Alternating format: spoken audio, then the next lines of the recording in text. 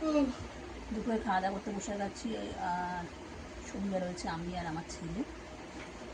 ওর বাবার খাওয়া দাওয়া অনেকক্ষণ আগে হয়ে গেছে। আর আজকে রান্না হচ্ছে একদম সিম্পল,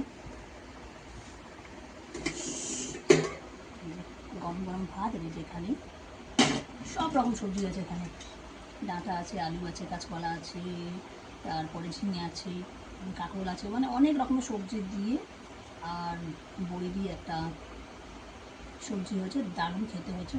বাবা তো আজকে অন্য দিনের থেকে আজকে বেশি ভাত খেয়েছে, এত ভালো লেগেছে। নিরামিষটা না আমরা বেশ ভালোই খাই আর ভালোই লাগে। মামা এখানে মামাকে ভাত দিয়েছি আর আমি এখানে খাচ্ছি। তা সত্যি খেয়ে দিয়ে এত সুন্দর, দারুণ মাছ মাংস খেলে হবে, এত সুন্দর হয়েছে। আর সবজিও তো আমি ভালোই বাসি, খুব সুন্দর হয়েছে। মাছ আনতে গেছিলো, মাছলাম পাইনি, ফোন করলো আর নানা দিতে হবে, সেরকম না পেলে।